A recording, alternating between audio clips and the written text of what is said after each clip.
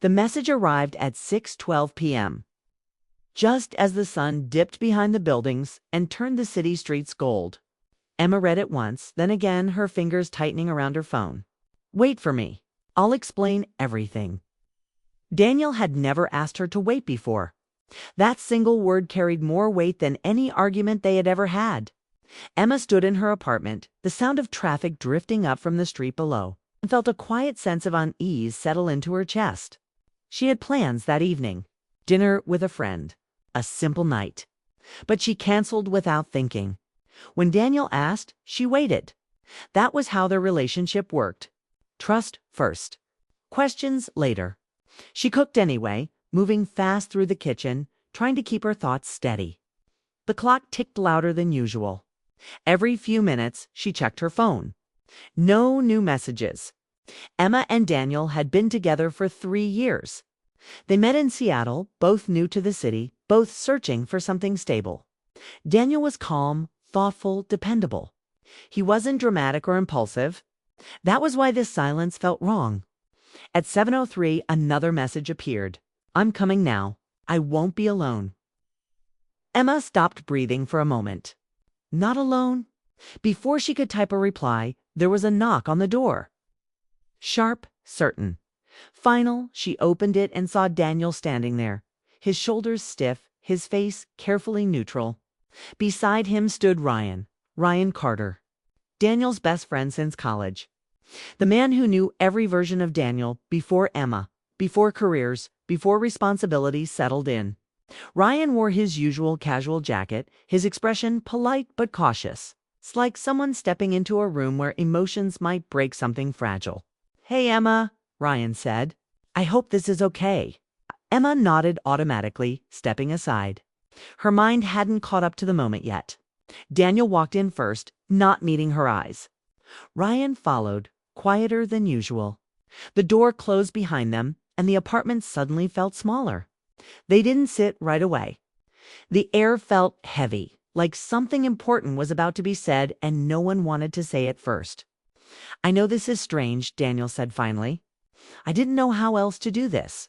Emma crossed her arms, steadying herself. "Do what?" Daniel took a breath. "Talk honestly." They sat in the living room. The dinner Emma made stayed untouched in the kitchen. Daniel leaned forward, elbows on his knees, staring at the floor. "I've been feeling off," he said, "for a while." Emma had expected many things. This wasn't one of them. "Off how?" she asked. "Lost," Daniel said. "Like I'm moving through life on a path I didn't fully choose." Emma's heart tightened, but she stayed quiet. She had learned that interrupting Daniel when he was opening up only made him retreat. Ryan sat slightly apart, hands clasped, listening closely. Emma noticed he kept his eyes on Daniel, not her. It felt intentional. "I love you," Daniel said quickly, like he needed to get the words out before he lost courage. "This isn't about that." Emma nodded, though something inside her shifted. She had heard that sentence before in other people's stories. It never meant nothing. "I don't know who I am right now," Daniel continued, "and I didn't want to dump this on you alone. Ryan knows me better than anyone. He helps me think clearly." Emma looked at Ryan then. He met her gaze briefly, his expression gentle but uneasy. "I didn't come to take sides," Ryan said. "I just wanted to support both of you." The word "both" echoed in Emma's mind. Daniel talked for a long time after that. He spoke about work pressure, about expectations he felt trapped by, about the fear of waking up one day and realizing he had built a life without truly choosing it. His voice stayed calm, but his hands trembled slightly. Emma listened, but her thoughts raced ahead. She felt sympathy, love, concern in something else she didn't expect. Distance. This conversation felt rehearsed, planned, as if decisions had already been made somewhere else. At one point, Daniel reached for her hand, then stopped, letting it fall back to his knee. "I just need time," he said, "to figure things out." Time waiting again. Emma nodded, though the word felt heavier now. "And Ryan?" Ryan shifted uncomfortably. "I'm just here tonight," he said. "If that's okay?" Emma hesitated, then nodded. She didn't want to seem unreasonable. She didn't want to push when Daniel was already struggling. The rest of the evening passed in careful conversation. No raised voices.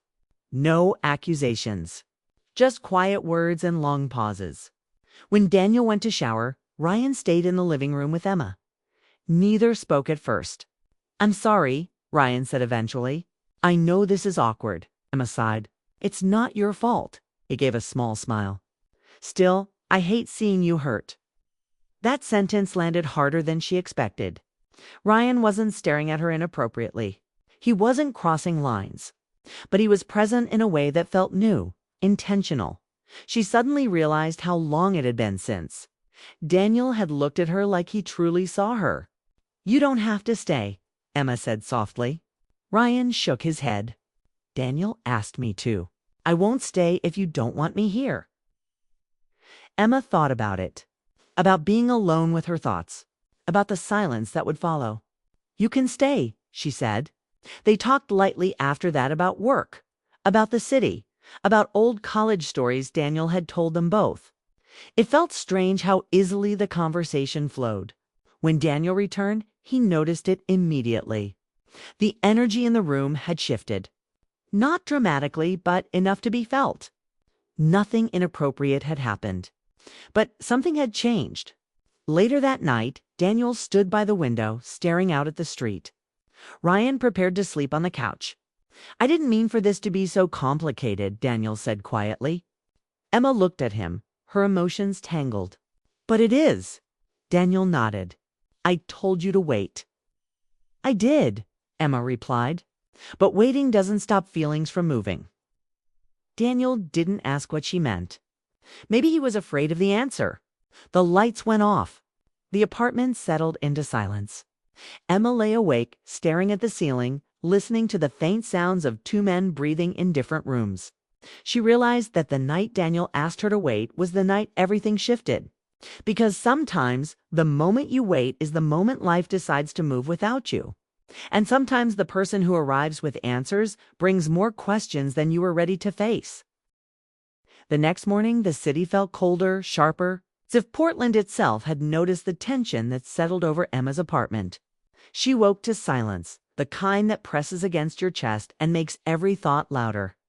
Daniel was still asleep in the bedroom, curled slightly on his side, and Ryan was on the couch. Scrolling through his phone quietly, Emma stared at them, the strange triangle of presence, and felt a mix of emotions she didn't have names for. Breakfast was silent. Emma made coffee, poured it carefully, and set the table for 3, though no one seemed eager to sit. Daniel muttered a soft morning from the bedroom, and Ryan glanced up briefly. Words were unnecessary. The tension had built its own walls. Emma wanted to ask questions, but she knew from the night before that answers weren't simple. And rushing them could break what little peace remained. By mid-morning, Daniel got up, muttering that he needed air. He grabbed his coat and left, leaving the apartment quieter than before.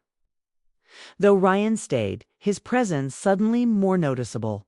Emma felt it immediately the way he moved around, careful not to seem intrusive, yet aware of every small detail in the room. It was subtle, but it unsettled her. She busied herself with dishes, trying to pretend she wasn't aware of Ryan watching her. Noting the way she sipped her coffee, the way she frowned slightly at the morning light. "I never wanted to be in the middle," Ryan said suddenly, breaking the silence. His voice wasn't loud, but it carried a weight she hadn't expected. Emma froze, her hand hovering over the mug. She turned to him, surprised that he had spoken so directly. "You're not in the middle," she said carefully. "I know you're just." Here, her words sounded weaker than she intended, though they were true. Ryan nodded, but didn't look away from her. For hours, they fell into an odd rhythm. They talked about work, the city, mutual friends, little things that felt normal, almost safe.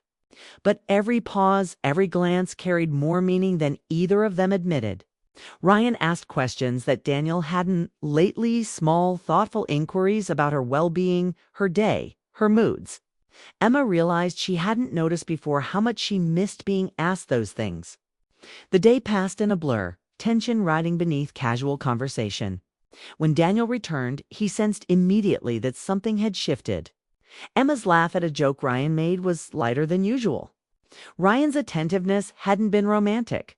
Not exactly, but it had filled a space that Daniel had unintentionally left empty. Daniel didn't confront it directly, but he felt the shift in the room. The subtle change in energy that only someone who cared deeply could notice. Later, as evening settled and the sky darkened, Emma found herself sitting beside Ryan on the couch. Daniel had gone out again, saying he needed to think. "I hate seeing you hurt," Ryan said quietly, his hand brushing slightly against the couch's edge near hers. Emma looked at him, the vulnerability in his tone making her heart ache in ways she didn't understand. "It's not your fault," she replied, though she wasn't sure if she was saying it to him or herself. Ryan smiled faintly, a mixture of sympathy and understanding that Daniel sometimes lacked. He didn't try to step closer or invade her space. He was careful, but the care itself carried warmth. Emma felt an unfamiliar comfort in his presence, a feeling she hadn't realized she was missing until now. They spoke more about trivial things at first, then gradually about emotions, losses, and fears.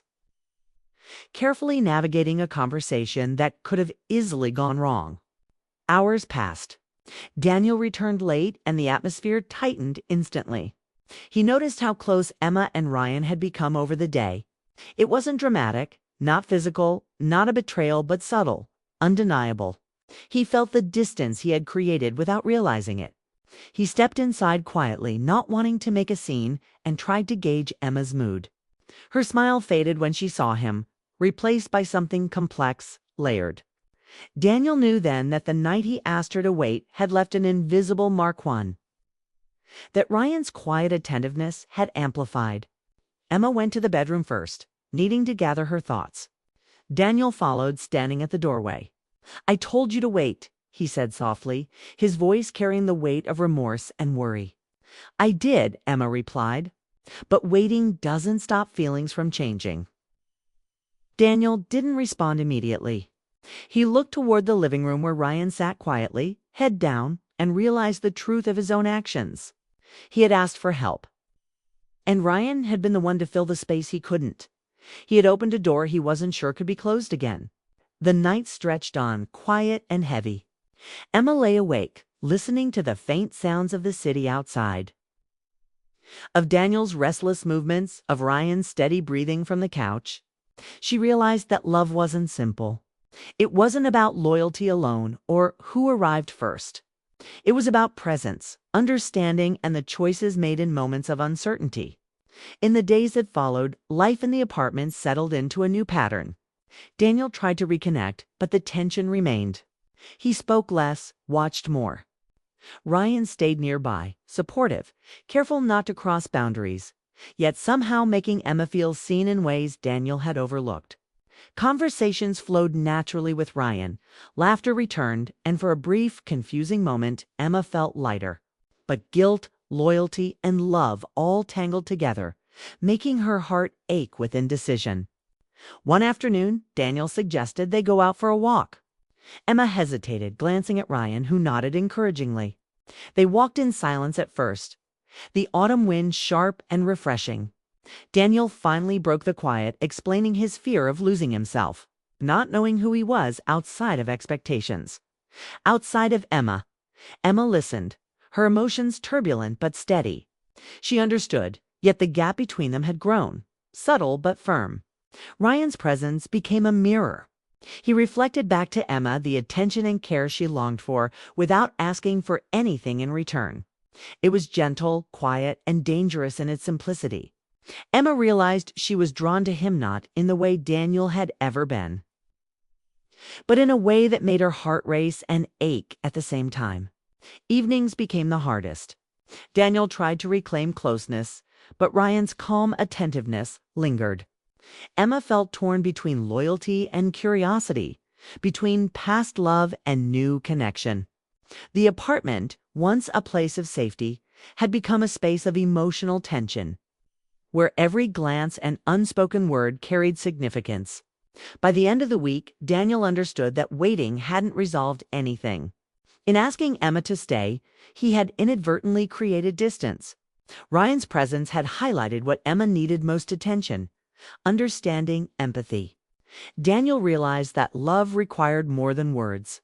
It required presence, understanding, and the ability to navigate emotions without fear. Emma sat on the couch one night, Ryan beside her, Daniel in the bedroom. The quiet, stretched, heavy with unsaid words. Ryan spoke softly about life, about choices, about understanding emotions without judgment. Emma listened, feeling an unexpected sense of calm. She realized that her heart could hold more than one kind of care, more than one kind of attachment. When Daniel emerged from the bedroom, he sensed the shift. He didn't confront, didn't accuse. He simply understood. He had asked her to wait, but waiting didn't stop the world from moving. And now he had to navigate a new reality, a love that was still his, yet stretched by presence, by attention, by emotions he hadn't accounted for.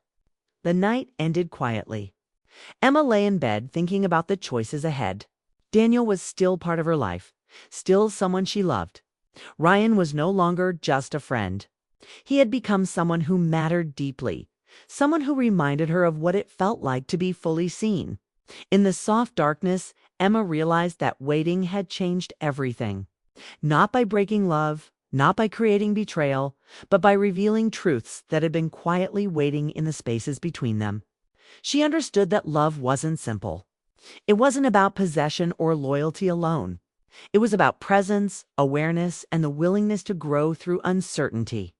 And in that realization, she felt both hope and fear. Hope that hearts could expand to hold more than one kind of care, and fear that the choices ahead would not be easy. The story of their lives was no longer predictable, no longer simple. It was alive, messy, and beautiful, just like love itself. Emma closed her eyes, listening to the quiet breathing of two men who mattered to her in different ways. She understood, finally, that waiting had shown her more than she had ever expected. And sometimes love demanded patience, courage, and the willingness to face truths that could not be undone. The night held its silence, heavy yet full of possibility, and Emma, for the first time in days, felt ready to see what came next.